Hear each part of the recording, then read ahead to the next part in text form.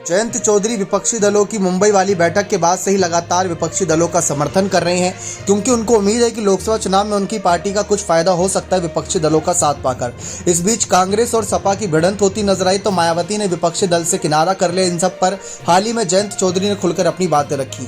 दरअसल जयंत चौधरी पहले ही साफ कर चुके हैं कि मायावती की पार्टी एक अकेली पार्टी नहीं है जो स्वयं विपक्षी दल से किनारा कर रही है। कई और भी पार्टियां हैं जो विपक्षी दल से किनारा कर रही है, लेकिन उनका मकसद भी सत्ता पाने का है, उनका मकसद ही भाजपा को हराने का है।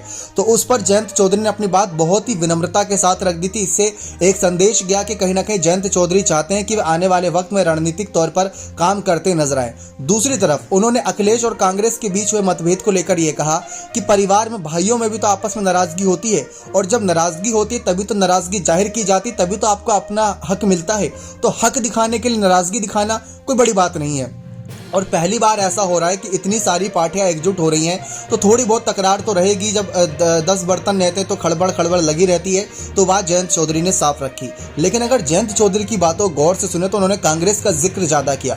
उन्होंने कांग्रेस को लेकर कहा कि कांग्रेस को इस मामले पर खुलकर सामने आना चाहिए, क्योंकि विपक्षी दलों में और बीजेपी के बाद दूसरी सबसे बड़ी पार्टी बनती है कांग्रेस। कांग्रेस की जिम्मेदारी होती है कि वह छोटी पार्टियों को नाराज ना करें, क्योंकि अगर क्षेत्रीय पार्टियों का सहारा नहीं मिलेगा राष्ट्रीय पार्टियों को, तो राष्ट्रीय पार्टियां भी कुछ नहीं खास कर पाएंगी लोकसभा चुनाव में। लेकिन अगर राष्ट्रीय पार्टियों को सहारा अगर क्षेत्रीय पार्टियां नहीं देंगी तो वो एक भी खेल बिगड़ जाएगा। तो एक तरफ मायावती का भी समर्थन कर रहे हैं, कांग्रेस का भी समर्थन कर रहे हैं, सपा का भी समर्थन कर रही हैं। लेकिन इस समर्थन के बाद जयंत चौधरी को क्या हासिल होगा? जयंत जितनी सीटों की मांग और उम्मीद रखें, क्या वो उनको मिल पाएगी? कम से कम 12 या 6 सीटों की तो उम्मीद है ही उनको। पिछली बार 3 थी, इस बार उम्मीद बढ़ चुकी है। और जयंत चौधरी ने यह भी कहा कि हर दल चाहता उसकी पार्टी का विस्तार हो, लेकिन पार्टी का विस्तार कब होगा? तभी होगा जब आप कहीं ना कहीं ज्यादा सीटों पर चुनाव लड़ोगे, उतने ही चांसेस आपके बनते हैं जीत हार के।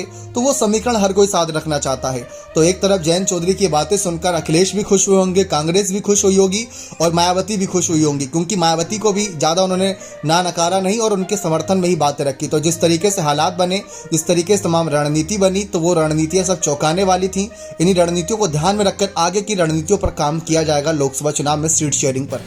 बने रहे चैनल के साथ। बहुत बहुत धन्यवाद।